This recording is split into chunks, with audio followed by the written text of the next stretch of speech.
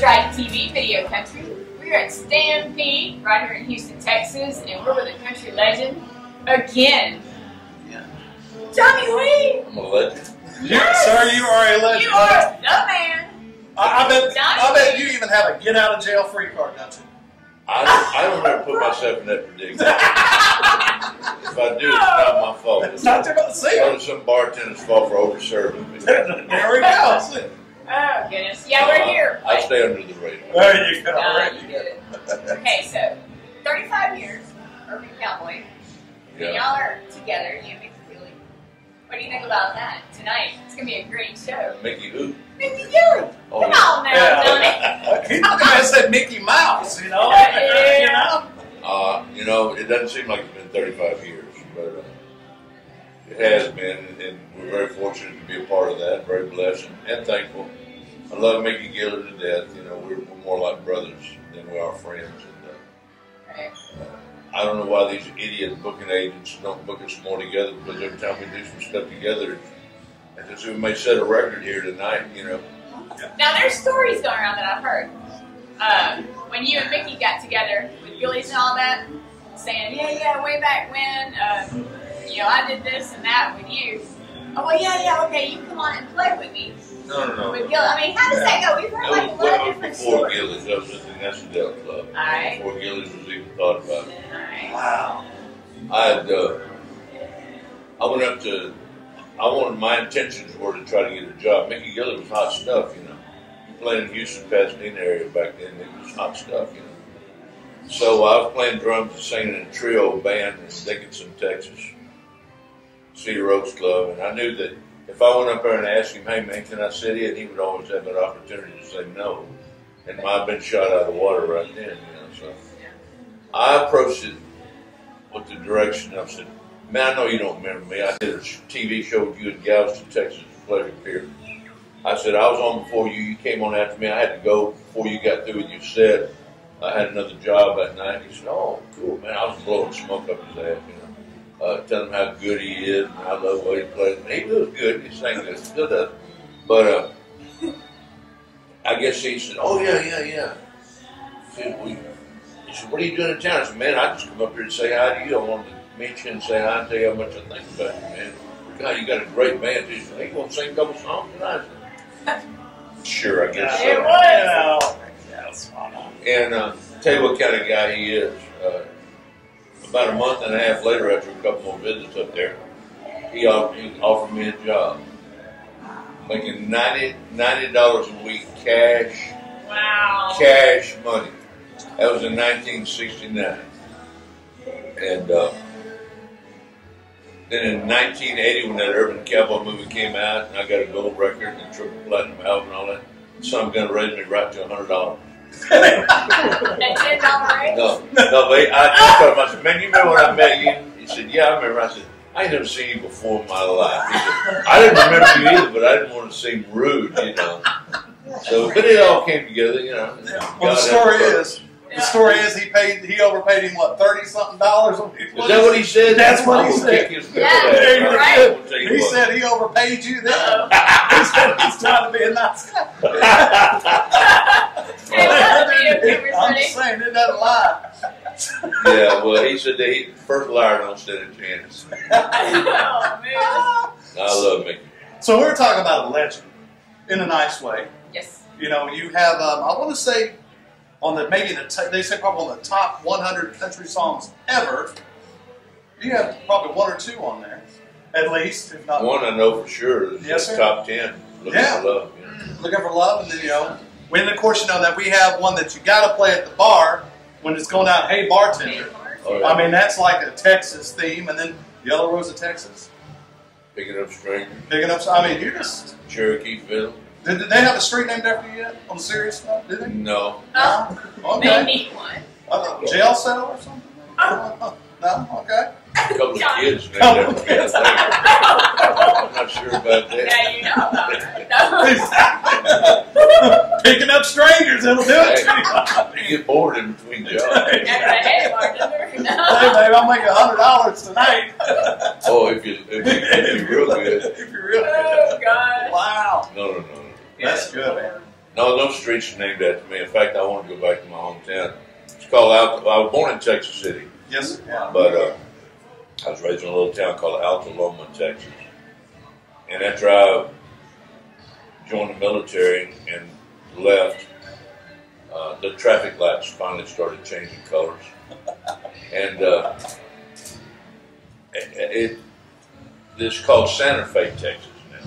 Yeah. And so it was Santa Fe, well, it was Alta Loma, Arcadia, and Alcoa. They all three consolidated, I guess, to bring taxes up higher, to improve that high school thing, whatever the reason was, make the town grow. Yeah. So it's now called Santa Fe, Texas. It kind of upset me they changed the name of the place up. Partially raised it. I'm still being raised. Still being raised. Well, how did you get into loving country music? Growing up?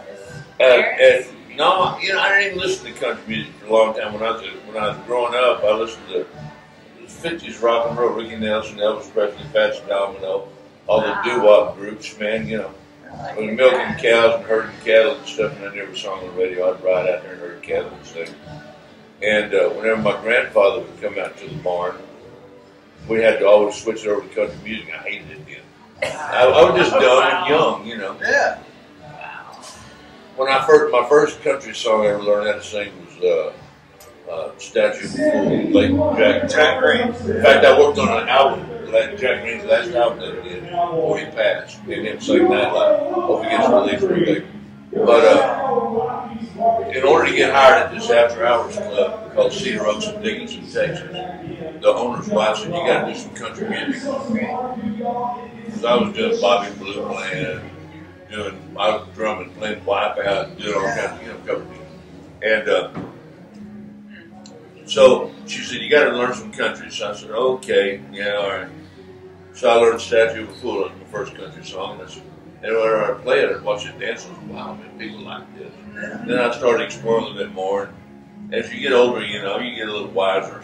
At least you're supposed to be. And country music just kind of got into me, you know. Back in the days before Looking for Love album came out, I never did like the twangy country music, but I love it now.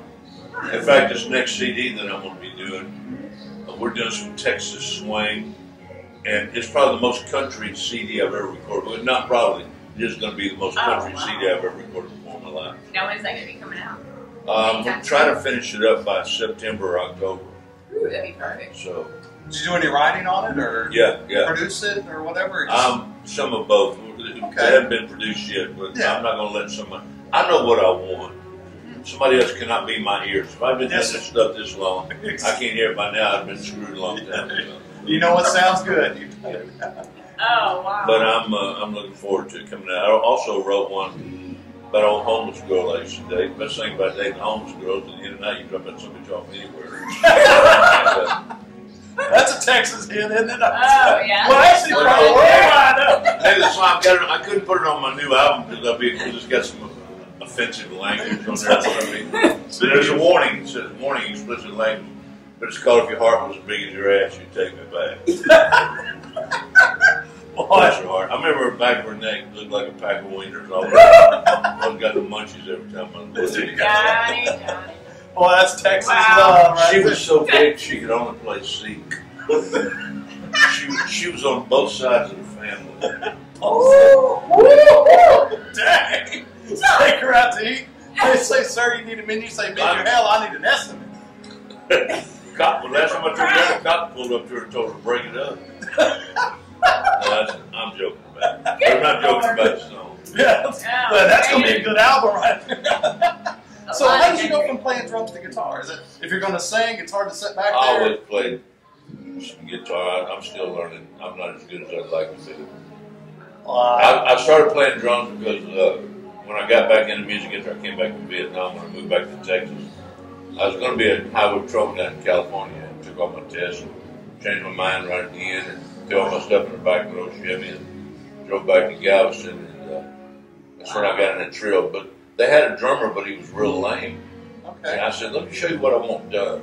So I sat down on the drums. I started playing the drums, and the bass player and the guitar player looked at me and said, so I ended up buying the guy's drums from him. He probably still hates me. I don't even remember his name. He's not even 40. So I was the drummer and the singer in the band. So. Oh my gosh! Didn't you play trumpet too? Really at the beginning? Yeah. Yeah, I told him, oh yeah, I'll play this, I'll play that. Hell, I hadn't played that stuff in years. I had to go buy something, start working at it again. So. Yeah, I can do this. I got this.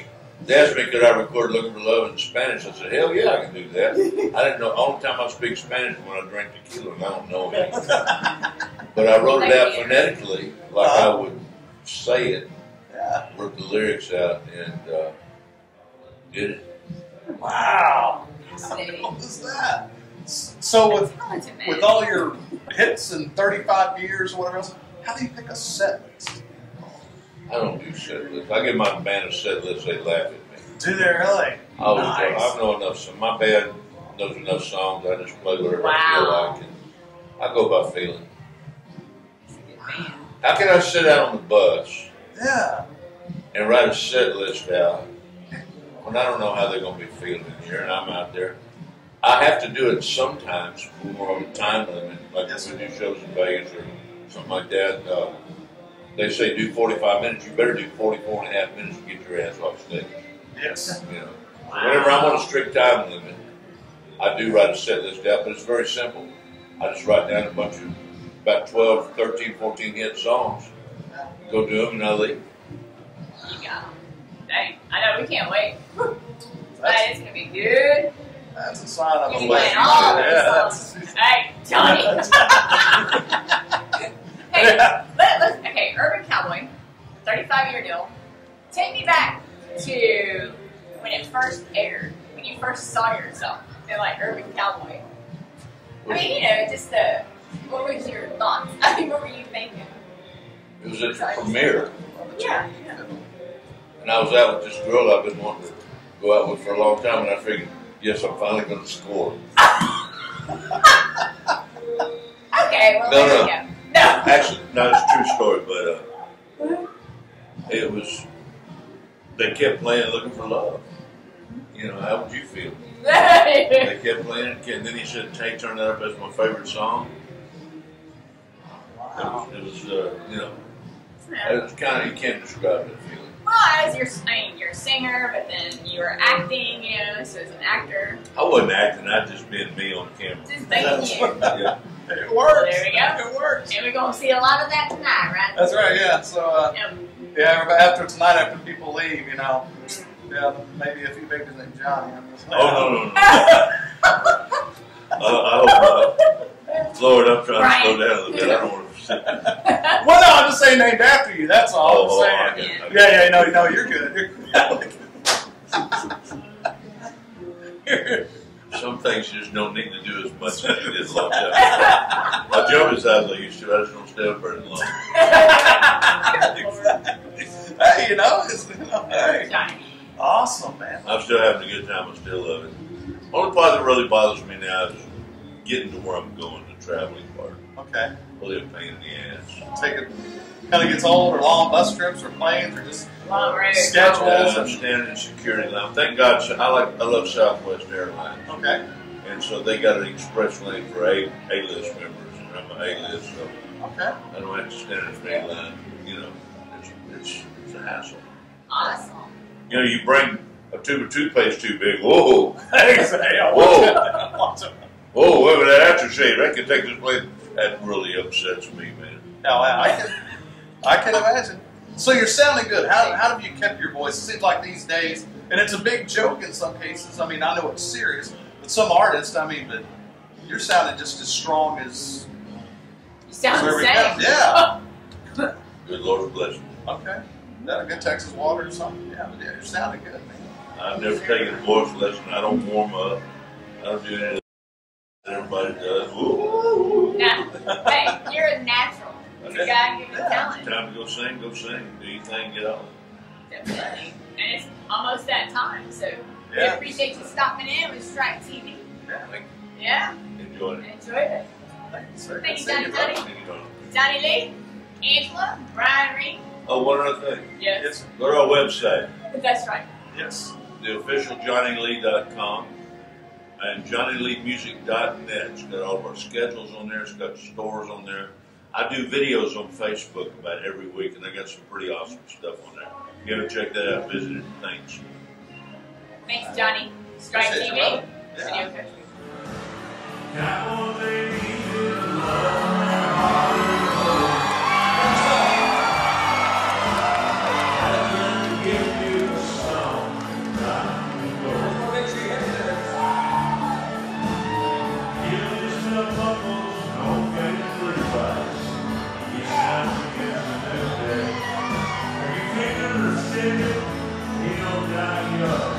He'll probably just ride away.